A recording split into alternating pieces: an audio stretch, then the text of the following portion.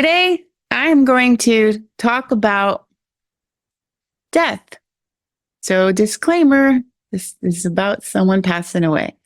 So, on January 20th of this year, my family lost our father, Joseph Kijewski.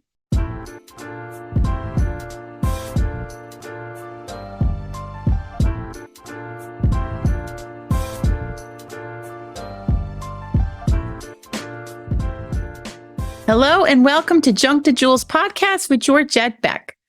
Today, I am going to be talking with you and spending some time. The topic is about my dad, and I'm going to share the tribute I wrote for him and spoke at his celebration of life. We lost my dad this past January 20th, and it was a big loss. It was sad, it was sudden, it was shocking, all of the things. So you may or may not know that my family lost my mom, Joanna Kijewski, in 2017. So it's been about 7 years. We were blessed to have life with my dad. And to be honest, what saved him, because him and my mom were married for almost 50 years, he had a really tough time with her loss. We all did, but him more so, as you can imagine. He rescued a dog, or the dog rescued him. His name is Rocky. So Rocky saved my dad, and later Bella joined him. So he had the two dogs that became his little mini family within our big family. So if you don't mind, I'm going to talk about this today. I follow a lot of people. I learned from a lot of other authors, writers, speakers. And I know Ed Milet has said this on his podcast, but he's one of the ones that reviews obituaries, and for good reason, because it helps put your mind in right perspective. And I know other people do this as well. They start their day every day, because each day is a gift. It's not a given. And they look at other people's lives and they're reminded life's short. You know, there's a lot of distractions out there, more so, if you ask me, than ever before. There's too much noise and a lot of negativity. No wonder mental health is a huge dilemma. And obesity. There's so much going on. But I'm going to read my talk that I wrote. I'm going to read it to you today because I want this podcast to be dedicated to my dad. So, Dad, I love you very much. And we all miss you, as you know. We miss you very much. You really impacted your family and our world in your way. And I love you. So this is a tribute to my father, Joseph Kijewski. But before I read, I just want to reiterate. Guys, I'm 55 today. Today is March 29th. The time this gets aired, it'll be way after. It'll be a little late because of the scheduling. We schedule ahead of time for all our recordings. I'm a late bloomer, and I'm not the only one out there. So don't get in despair. It's never too late to go after your heart dreams. But the first thing is to know who you are. I never knew who I was till later in life, till I experienced loss. And I found God, or God rescued me. And he started to show me the truth of who I was. So sometimes there's some of us out there that may be living our life and we're a little unsettled, or maybe we're struggling with depression, or just don't feel satisfied. And we just don't know, you know? And the thing is, sometimes, like myself and my family, through some generations, we call it a generational repeat, that things just keep repeating certain patterns or traditions, or who we choose in life, or what level of education we strive to, or what our dreams are, or our giftedness. Or do we even know the gifts? Are we living in them? Sometimes we're just going through life, going through the motions, not even knowing what we're good at, what we love, what our passions are. I think that's the most tragic thing. Even more sadder than that, I think it is once you know your dream, know what you're gifted at, that you don't live it out. When my mom passed away, that really got me going even deeper on going towards the life dreams, the heart dreams. I had a vision in my heart that God started revealing to me. And every year I got more healed. It expanded in color and detail and description till I can articulate a whole mission statement of who I was, what I was. And even just this last year, he added another verb or adjective or two to who I am in Jesus and what I'm called to do in this world. So that's what my first book talks about, Junk to Jewels, A Journey from Brokenness and Despair to Beauty and Delight, that's being published in 2024. So keep a lookout for it. It talks about how God rescued a person, me, and he loved me through, and he taught me about generational repeats, and he started to restore destiny decisions that I had made not knowing what I was doing. And he restores those decisions that were made at key junctures in life, but made from fear, made from not knowing my purpose. But God can restore all of that to you. It's never too late. That's why I ask the questions. Go back to school, read books, find a mentor, a life coach, counseling. I'm all for all of that. Every day your heart should experience joy, and you should experience beauty, and whatever that beauty is for you. Me, I learned I love art. Whoa, my microphone. I love art. I love colors. I love music. So when a day is filled with all of those things, I am quite joy-filled. Okay, so now back to my tribute. It's still fresh. We're still fresh in the grief here, but I feel it's important. I want to honor my dad. So I'm going to read my tribute that I wrote for him. So my dad was born March 19th, 1949, and he passed away January 20th, 2024. And I spoke on behalf of my siblings, Joey, Charlene, Rachel, and I, and our family. And I thanked everyone for coming to the celebration of life for my dad. My dad was of the baby boomer generation.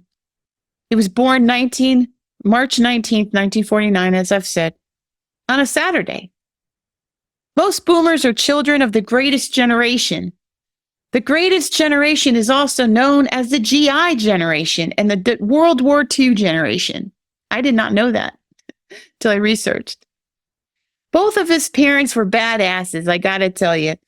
They both served in World War II and were survivors of concentration camps. His dad served as a sergeant in the Army. His military specialty was gunsmith in the 5th Aviation Regiment in Poland. Before the war, where they installed all types of guns on the military aircrafts, he was in 4 different gulag camps. He risked his life to escape from a Russian camp during the winter and got frostbite in his feet and toes, which mangled them. He was found weeks later by the Russians and was not killed. This is unheard of. Our family believes it may have been because he was a very good mechanic. After amnesty, he was one of the many of the specialists transferred to England right away to the Royal Air Force's camp. The Poles helped with the Enigma machine. My husband and I are both history buffs, so this is fascinating, and I'm very proud of my grandparents. His mom was taken to a gulag camp in Siberia. She would find her way to General Anders' army after being released. She joined the Women's Auxiliary Service as a volunteer and was one of the many who walked the Trail of Tears. She was a nurse and may have also been a parachute packer. She met my grandfather while working at the High and Air Technical School, and they married a year later. In the year of my dad's birth, George Orwell's 1984 novel was published. One of the major headlines that day was about the first museum devoted exclusively to atomic energy, opening in Oak Ridge, Tennessee. Sadly, James Somerville, an English admiral and politician, Lord Lieutenant of Somerset, was killed in 1882. He was born in 1882, passed away on this date, March 19, 1949. There is a beautiful photo of my mom framed for my dad with her words written on the photo. George, my love for you is everlasting, Joanna. And it's a beautiful photo. I should have grabbed it for this podcast. Turns out both of my parents' love for each other was everlasting. I just want to interject here. Right after my dad passed, I had asked God, where do I start? How do I give my dad a tribute? This is the talk of all talks. This is my last opportunity to speak about my dad in a way that brings him honor in front of his family and friends and our family and friends. Slowly but surely throughout the week, in devotions, God would bring me words or a scripture, and he would remind me certain things of my mom and dad. And that photo had come, and I saw the note that was written by my mom to my dad. And that's what I knew I would talk about, everlasting love, because that's what my mom and dad did for our family. They not only had everlasting love for each other, but they experienced everlasting love from God. And you're going to see in this story as it continues.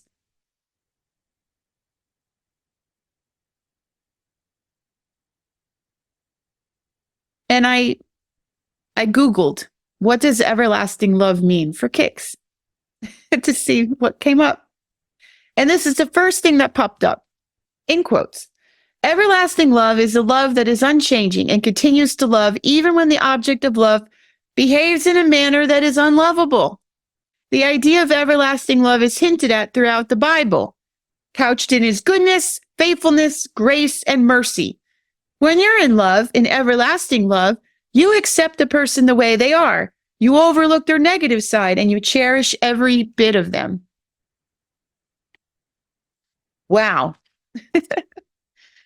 How profound that my mom would express her love for her husband this way. I wonder if she knew how profound and how prophetic her words were going to be.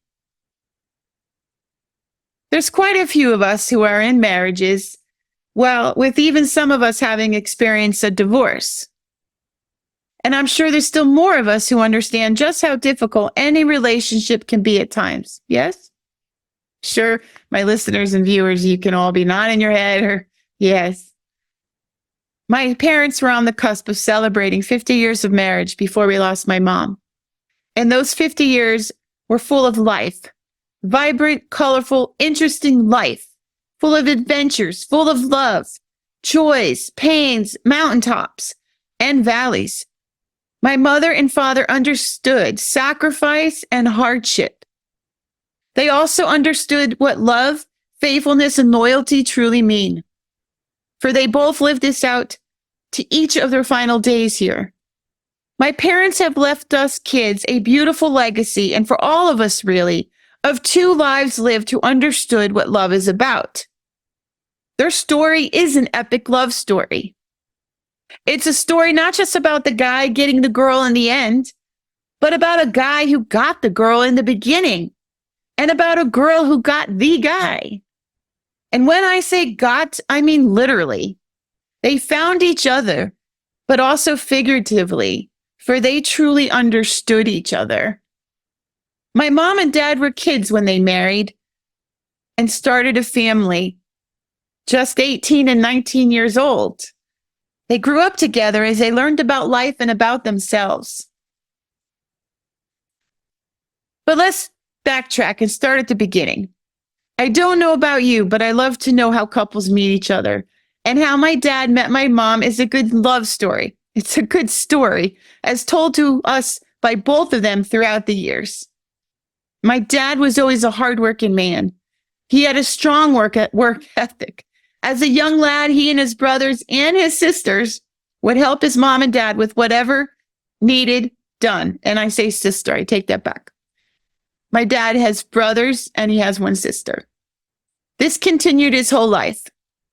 He started working for others as soon as he could to earn money to help out his family. He shared much of his proceeds with his parents and later not only helped to take care of them, but to also help his siblings out at various times throughout their lives. My dad got a really good job at Gloria's Farm Market in Connecticut. Back then, this was a thriving family-owned operation located on Boston Post Road. One day he noticed a beautiful young lady working in the bakery. So what was he to do? Apparently, his sweet tooth kicked up a few notches, for he would stop by the bakery on a daily basis just so he could see this beautiful young lady. One day, she wasn't there. Another day, she still wasn't there. After a few days, he was quite beside himself. This beautiful young lady had disappeared. Oh my gosh, but my dad is no quitter. Never was. He's a man of perseverance and resourcefulness. He had to find her, and that's just what he did. He went on the hunt and asked around till he learned that she had changed jobs. He appeared at her new place of work. My shy mom was pleased to see him. He asked her to go for a ride with him, and she said yes. They have been together ever since. They were a match like no other. And one would not have guessed they would have ended up with each other. For you see, my dad, known then as Gorgeous George or Big George, not because of his weight, but because of his 6'2" height and stocky build, he rode a motorcycle and was not exactly the honor roll type of student. My mom was not only shy, but she was also the exact opposite of my dad's extrovert, larger-than-life personality. She was a quiet, introverted bookworm. George and Joanna became an item. So little old me came along soon after, and that's what created our family. We created the family. Dad traded his motorcycle in for a car. My brother Joey came along a year and a half later, and my sister Charlene a year after that. Dad was the primary breadwinner, and Mom was the homemaker. She created a home both my dad and Mom never experienced before. They both came from difficult backgrounds. And here I'll just insert, I didn't say this at the time, but Mom had come from a home where she was hated by her own mother, and there was emotional and physical abuse throughout her growing up years. And my dad had come home, or he was raised up in a home of survivors of World War II, concentration camp. My grandma never talked about her experience, but they were Polish immigrants, and they never really learned the English language. Grandma did her best, so it was broken English. So my dad was raised in a silent home, and pretty much the kids raised themselves. And they were tough. The parents were very tough on them, so very tough. So when I say that Mom and Dad created a home, a family, a loving home, they did this from no previous experience. Anyways, back to my tribute. There were definitely growing pains experienced as my mom and dad developed and grew from teenagers into adulthood. And as the business grew, challenges increased. Success comes with a price. My parents paid that price many times over. Their marriage was not immune to the vast obstacles that came their way. My parents sat us down. See, backtrack again, I just want to interject. My dad started a commercial landscape company with one lawnmower, one giant vision and a lawnmower. And he pitched himself to this owner, this developer of an apartment complex. And he told him he could take care of this property for a lot less than they were currently paying, and he could do it. But he was all by himself with only one lawnmower. He did it, though. He kept that account for a lot of years, and his company grew, and he added many more accounts. But he would work from sun up to sundown using the lights from his truck many of a time. And that was just how he rolled. He got the job done. But he had a vision, and he was an entrepreneur way back when, and I don't even think that word was used a lot, but that's what he was. And I'm proud to say that was one of the new adjectives I just learned about myself as well. So my dad and mom passed on a lot of good traits to us kids. So his business was getting larger and larger, more successful, and busy. So anyways, this was the time my parents sat us down at the kitchen table one night and told us they were getting a separation. As you can imagine, it was devastating. But you see, my parents had everlasting love for each other. Even separated, they still spoke to each other daily and remained each other's best friends. Now, I've been through divorce. I know some of you have. That's not always the case. But my mom and dad truly had something special. There were many weekends while us kids were at my dad's place that we would wake up to find mom on the couch in the morning. They continually attempted to work on their marriage and would reconcile and then separate a few times. My dad never abandoned my mom, and he never abandoned his kids. Another good trait. My dad was a really solid dad. He took care of us kids and my mom, even if him and my mom were having issues. Sadly, today, this can't be said of most fathers out there. He made sure my mom and us kids were well taken care of. My mom and dad were both generous-hearted people who helped other people throughout their whole lives, from family to friends to strangers. Dad was a loyal, kind man. Oh, don't get me wrong. He had his moments and people knew they never wanted to cross the man. Dad was quite clear on how he wished to have things done. Remember, he's a visionary, and he was very detailed. But everyone who got to know my dad knew underneath that strong, gruff of a man was a man who had a real soft heart under there. Mom recognized this in him from the very start. The majority of his employees in his entire career considered him family, and they considered themselves members of our family. Today, his guys refer to him as Papa. Dad was a man who never judged one by their appearance, gender, faith, or cultural background. Nope.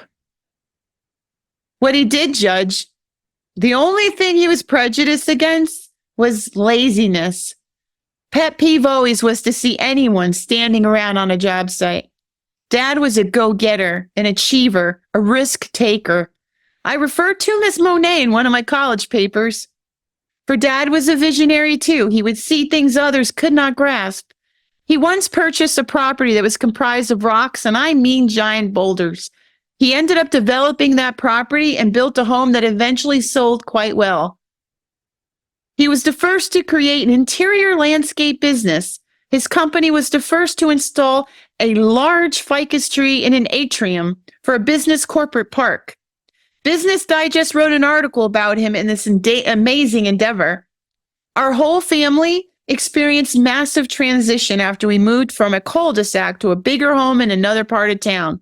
The business grew so fast it became too overwhelming. Our little family of 5 at the time lost our extended family through disconnects. Family is very important. I'm interjecting here. You guys, you have no idea. The whole system of family, mom, dad, brother, sister, siblings, but grandma, grandpas, aunts, uncles, cousins, later nieces, nephews. You guys, everyone involved or a part of a family system matters. My uncles and I were so close. We had an aunt and uncles that was closest to us because they were closest to us in age. But we got together at all the gatherings, family gatherings, holidays, birthdays, celebrations. We were that family, a large Polish family, until we weren't. Remember, there was a disconnect. One person could even ruin it for everyone, and that's what had happened, sadly. But later I had prayed for restoration, and God restored our family. I'm very grateful for that. Those years will never be made up for, but I'm glad to say at least we're connected again as that family. But I gotta say, don't let that happen to your family. Appreciate everyone there. Listen, we all have issues. There are stuff each of us bring to the table, good and bad, but if it's healthy, as in if it's doable, like you're not being hurt, I'm not saying stay in a family relationship if there's abuse going on or unhealthiness. If it's doable, the ups and downs of normal human relationships, do your best to stay connected. Appreciate what they bring to you. There's nothing that replaces, I take that back. There's a blood family, and there's family God does, and God brings people into your life. And they're both good in their own unique ways. So God does restore, and he does bring other people to restore if you can't have the blood family. My sister's adopted in our family, and she's my sister, and I love her to pieces. Our baby sister. She's our baby sister, Rachel. We love her. Family is what God makes. That's the bottom line. And now today, after my dad, I got to tell you, Rachel's birth mom, we got to meet her. She's a part of our family. All her friends that she's met through the years are friends. My blended family, my stepdaughters and husbands and our grandkids, we're a new family. We're a family. And okay, now I'm going to get back to it because I'll talk more on that later. So back to the tribute. So yeah, the small community that we were raised up in on a cul-de-sac, the move, a new school, my parents, the business, just going crazy. My mom having to go from a homemaker to working full time. It was too much. It broke. The marriage broke. And that's when they finally got a divorce. That's when the divorce occurred. My mom and dad were not happy without each other, even after all of that. They both underwent growing pains personally and professionally. But during that time, my mom went back to school and obtained her GED. Pain has a purpose sometimes. Dad realized how much he loved my mom and how much he needed her and wanted her in his life. They had to look at their priorities. And whatever was out of whack, they had to get it back. My mom went back to her faith roots wholeheartedly after her sister invited her to a Pentecostal Assembly of God church. Jesus came into our lives. Dad was intrigued. He too was invited to church. And Jesus saved our family. Our family got baptized together and my parents remarried. A few years later, after much prayer, Mom and Dad's heart dreams of having more children were answered. Dad and Mom both had wanted 10 kids, but due to some health issues, that was no longer a possibility. But God is a God of miracles and doing the impossible. My sister Rachel joined our family just before I was getting ready to leave home to marry. I love you, Rachel. She is a blessing to all of us. We became a family of 6. Later, God would move my parents from Connecticut to Florida. Dad thought he was retiring, but God had other things in mind.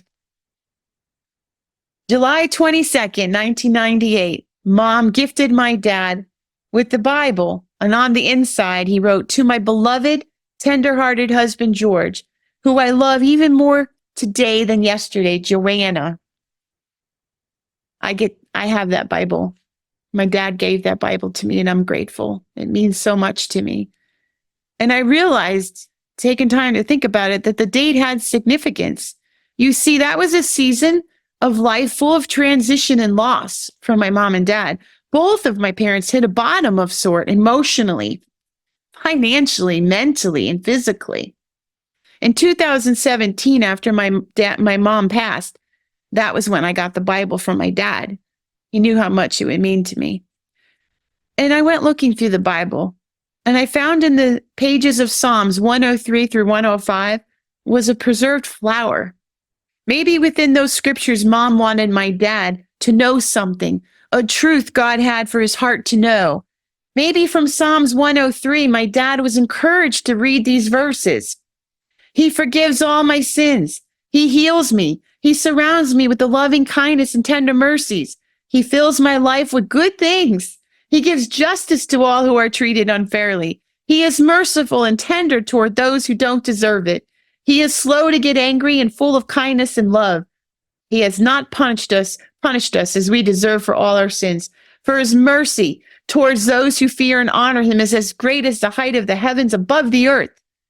He is like a father to us, tender and sympathetic to those who reverence him. And in the pages of John 5, I found scriptures written out by my mom for my dad. And at the top of the paper, she wrote, "Ye are God's." Now, I got to tell you, when my parents moved from Connecticut to Florida, they experienced great loss. There was major life transition. A lot of things going on. It was rough. It was really, really rough. And they both were at a deep, deep depression that later I realized later. And on that same paper, in my dad's writing, He wrote out a scripture, and that was Isaiah 43, 10 through 11. But you are my witnesses, O Israel, says the Lord. You are my servant. You have been chosen to know me, believe in me, and understand that I alone am God. There is no other God. There never has been, and there never will be. I love that he wrote that out. So obviously that had meaning for my dad. In their lives, my parents experienced great pain, traumas, abuse, rejection, abandonment, hardships, and plenty of disappointments. And I've mentioned some of the whys. But in God, they got to experience beautiful love and forgiveness, healing, and much favor and blessings. They were always gracious, generous, and helpful to others. I believe they received much favor and blessings because they gave so much of themselves throughout their lives. I remember when during their separation years, Mom, we were involved in a small church. Or maybe no, it was after they got remarried. I'm forgetting the time frame, but my mom helped with feeding the homeless. She was involved in all the ministries and prayer groups and Bible studies, and she had a heart to serve. And my dad, too, in his everyday life.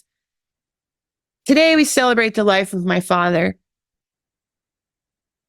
And honestly, I honor him every day, Dad. You are with us.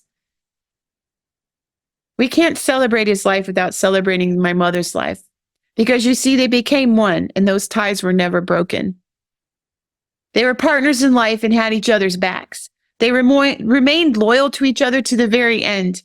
Mom with my dad when he experienced betrayal and loss and made foolish choices. She forgave him and stood by him.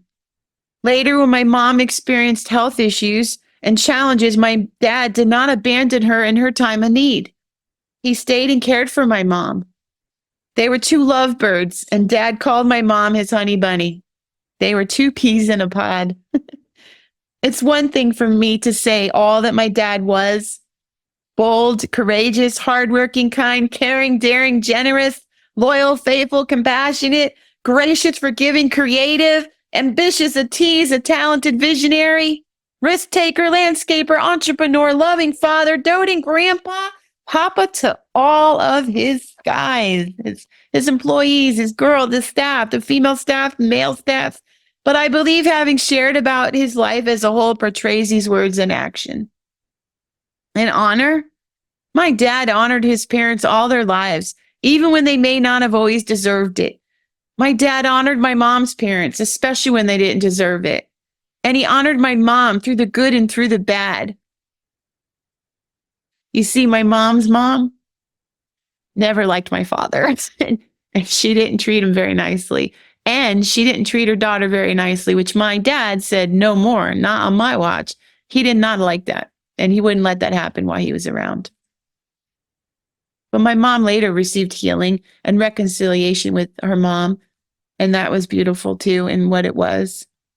And when my mom went through a rough time, it was actually her mom that understood more than most and was helpful. So something about my dad, don't dare him to do anything because he would do it. And that includes eating a goldfish. Yes, that's just what he did. Somebody dared him to eat a goldfish and he ate a goldfish. Dad lived his life fully. I'm so proud of him, and I'm proud to be his daughter. He even escaped death quite a few times. Oh, the stories we would hear.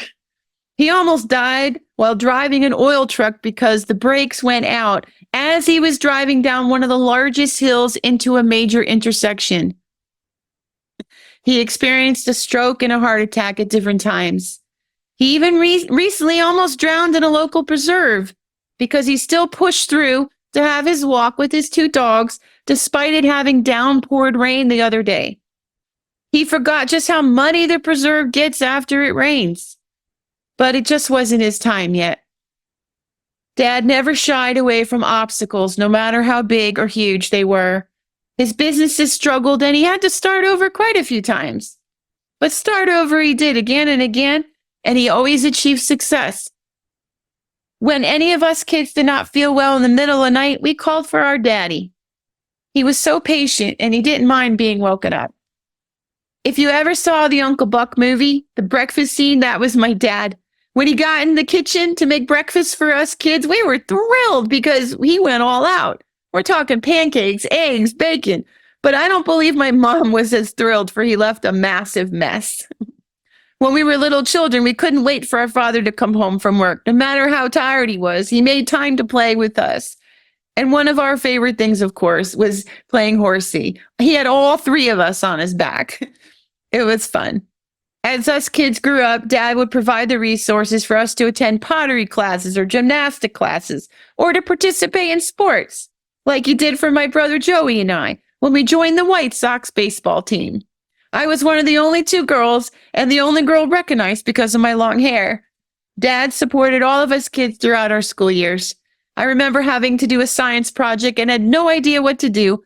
My dad helped create a contraption that measures speed by how many times it would turn around. And so after building this thing, we drove up and down our little street in his Cadillac, with him holding this thing out the window while I tried to count how many times it went around. Another time, he sponsored me for a walk that helped raise money that offered really cool prizes. And his sponsorship was the highest, and my mom and I did the walking. And I won a 10-speed bike because of him and my mom's generous support. I remember how excited I was to get my driver's license. And my dad was the one that taught me how to drive using one of his company Chevrolet cars. Well, one driving incident truly portrayed my dad's patience and long suffering.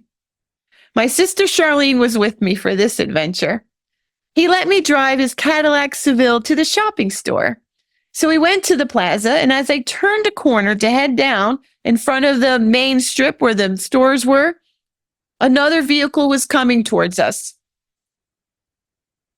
It did look kind of narrow for both of our cars to fit, as my sister Charlene kept trying to tell me.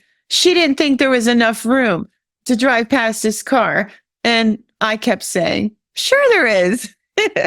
Lo and behold, she was right, and the car drove by us, and all we heard was a scraping sound. We were both so scared. Remember I told you my dad was 6'2"? Yes. I thought my dad was going to kill me. I thought my driving days were over, but he didn't kill me and I got to keep driving. So here we are today. Dad actually helped me to buy my first car, one I would make payments on, a brand new red Chevette. As we got older, he provided career experience galore by inviting us into his company to work. Just like his family all had turns working with him, his kids did too. I gained all my professional experience. I started as his errand girl in the office, went up to receptionist, secretary, office manager. I learned so much. And then later in life, I helped him start another business here in Florida. And I ran all the inside of the business and he ran the outside. And we were a great team. I learned a lot with him. And then here in Florida, and that's how it started in Florida. It was during my single mom season. I had called him once to help me pay a bill. And he said, "All right, I just went to the bank. I got cash in my pocket. I'll meet up with you. Here you go. You can work it off by helping me start the business." And I did. And we just stayed working together for quite a few years until I got my bachelor's of arts in education and had to do student teaching. We would do presentations together even. I would start the meeting off and introduce my dad, the horticultural expert. I love bragging about his abilities to prospective clients. I still love bragging about him. I read a lot of books. I have learned many life principles from these books and from my Bible. But honestly, my key takeaways on how to live life well came from my parents, from having watched them live their lives through all of their ups and downs as they navigated mistakes made by themselves or by others. And here are my key takeaways from lives they led. Select a good mate. Love hard. Take risk. Remain faithful. Be loyal. Be generous in heart, time, and money. Help others. And be good parents to your children, not their best friend, but parents who take time to develop their kids, provide for their kids, and hold their kids accountable for choices they make and let them suffer the consequences if need be. Work hard. Be a visionary. Have huge dreams. Have faith and lots of it. Don't ever give up, and forgive and give grace. And honestly, I gleaned even greater truths while going through old photo albums of our past and present families as I was preparing for my dad's tribute. And the older I get, the more I understand why and how other older people just get into the habit of saying their minds, because life is just too short, and sometimes you just need to say things out loud. And since I'm over 50 and I'm grieving the loss of both my parents, I'm just going to say it out loud, what I came to understand. And I encourage you all to take the time to reflect on your past and look at photos of the years gone by, and maybe you will see what I saw. I saw a family who loved each other. I saw a family in many seasons of life, and many of which were going through one thing or another. In fact, most pictures reflected the love and the story being told beneath the image.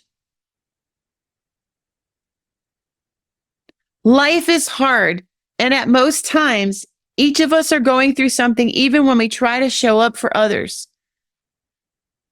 Being parents is hard. Growing up is hard. And when we become parents, we are still growing up ourselves, trying to make sense of life and ourselves and everyone around us. Isn't this true? I saw in the photos people who gave a shit, excuse my French. I just feel that word says it like strongly. They cared. They truly tried in the midst of crazy, hard life. They tried, and we tried too. I'm talking about Scott and I, my current husband, and my ex-husband and I. In my first marriage, and now in this beautiful second chance, God had blessed my daughter and I with. Mom and Dad cared enough to try, even when they too were hurting and going through things. Scott and I gave a shit too, beep, and showed up the best we could and tried. And I know all of our kids now are doing the best they can and are trying. We have good days, years, and we have the not so good days and years. But I think it's the effort that counts. Because I'm sure we all know of those who didn't give a shit, excuse my French, but it sums up the thoughts and feelings of a larger concept I'm trying to portray perfectly. My mom and dad went through a lot of really hard things, and those who know them best understand this.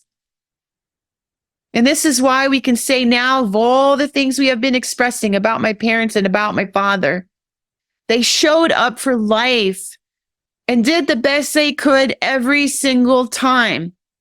They failed, but they also kept trying.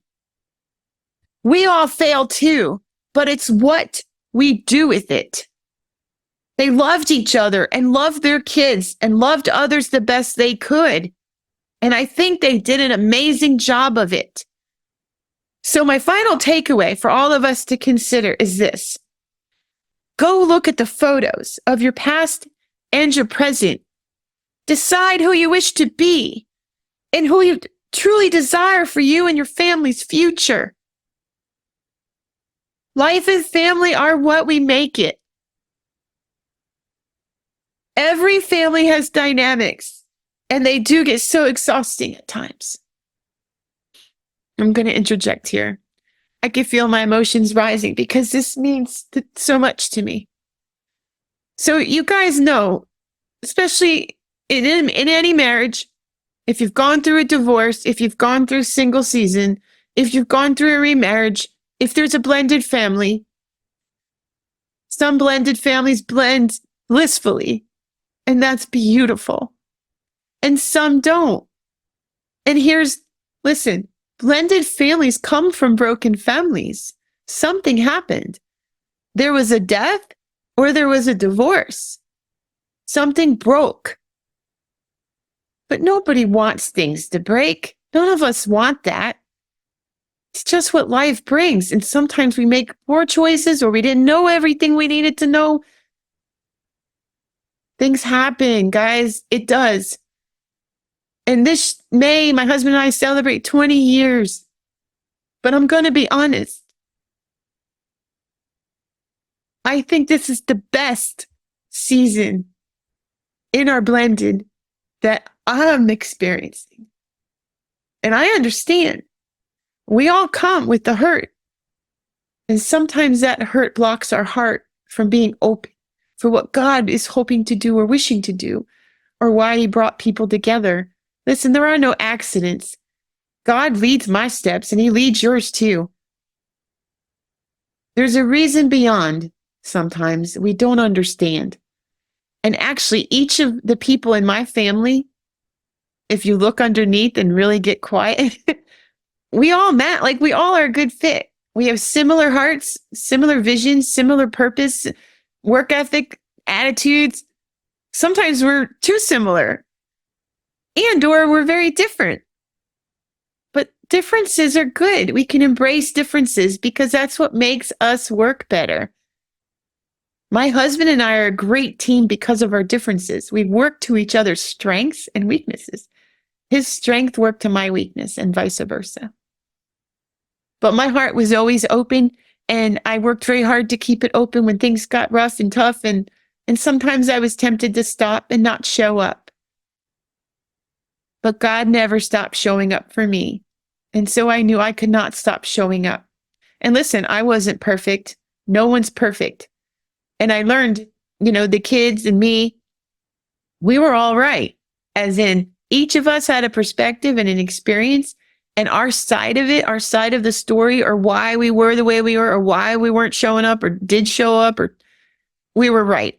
We were correct. There's all sides. And there's a perspective on each side that matters. And there's a voice to be heard. But where I had come from, my background, I always felt like I wasn't accepted. So it hurt, crucially, so much that I just couldn't be received for all of what I was hoping to bring. But that's okay in time. And that'll be the next book, because sadly, some divorces come because the second chance and third chance didn't work out for a lot of reasons. It gets harder each time. There's a lot of extra packages that come and add to the challenges. But God can help us through any of it. So back to this and why I'm so emotional. You guys, even as I looked through the photos of our blended family, I saw so many happy moments, and I saw so many experiences that each of us were trying to show up for. And each of us were still carrying different levels of heart pains. There's things the girls didn't know about me, and there's things I didn't know about the girls, and there's things our girls didn't know about their dad and what he went through in life.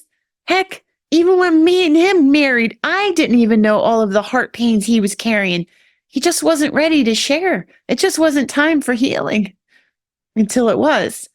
And see, that's the thing. That's why we always say out there, be kind to everyone you come across, because you just don't know what they're carrying.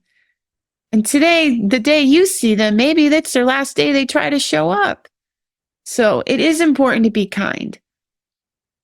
Life has so many things, and that's why dynamics.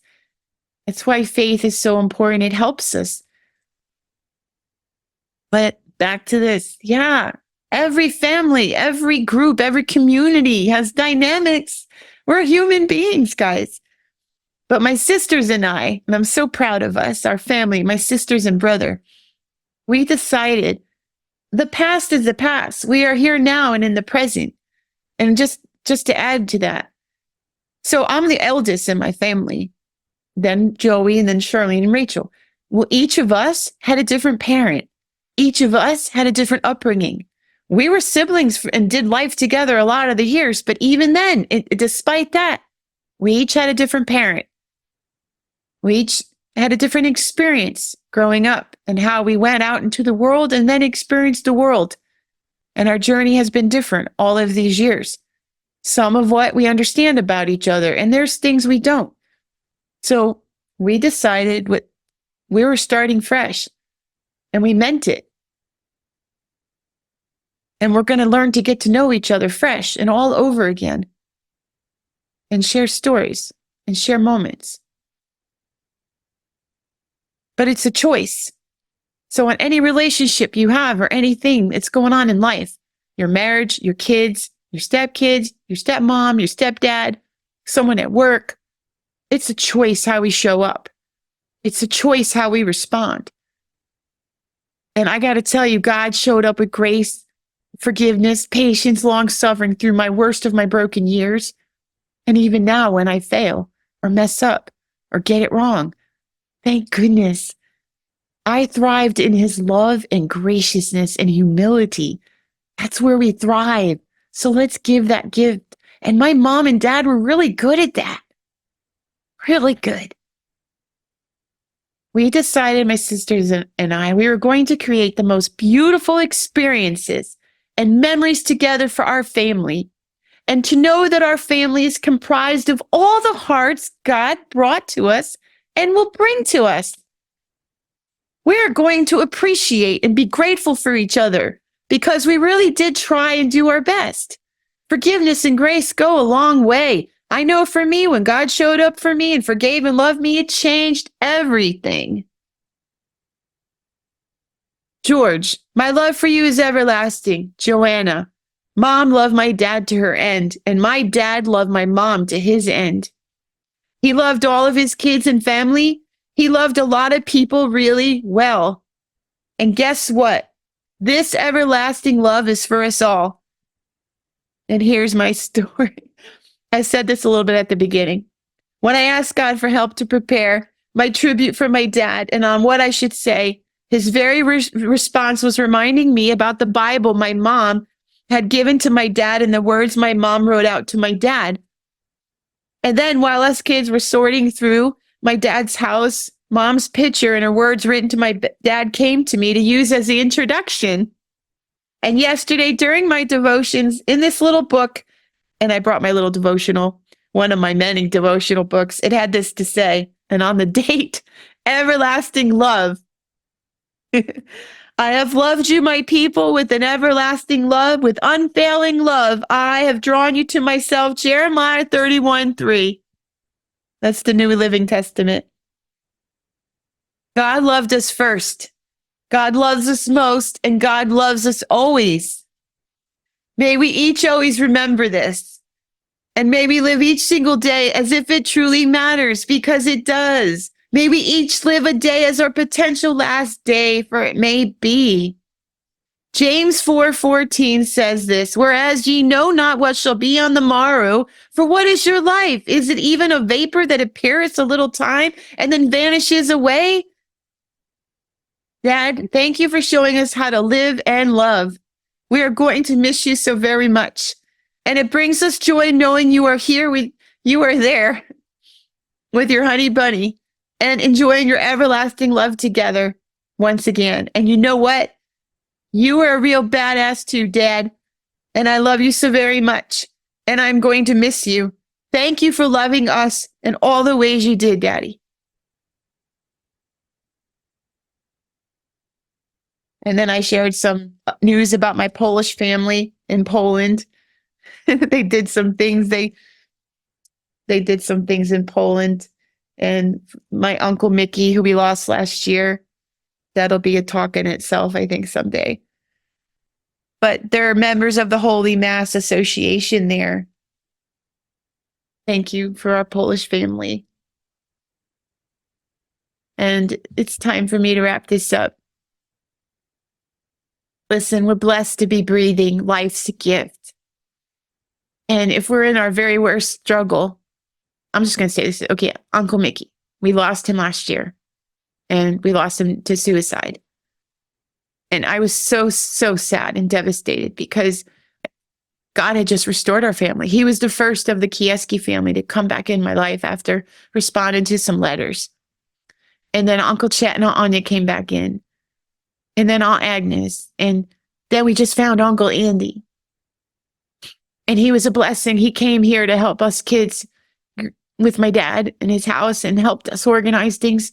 He was a blessing and a gift throughout this time. You guys, life is so fragile and it's so beautiful. And I'm speaking to the heart right now that's hurting. I don't know what your pain is, but please don't give up.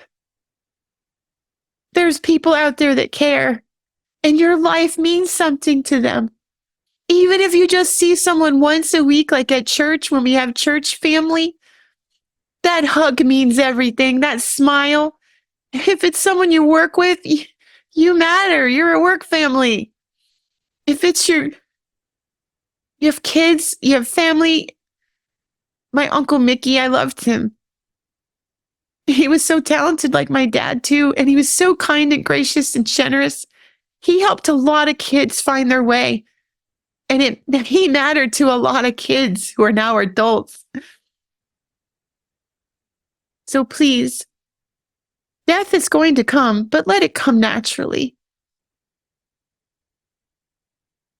And we all have a childhood, and some of those childhoods may have had some rough stuff. Some may have been great. Good. Share yourself with the world in the way you can. Show up. But reach out right now. If you're by yourself and you're alone, you're not alone. There are people who care. Maybe you just haven't found your tribe yet.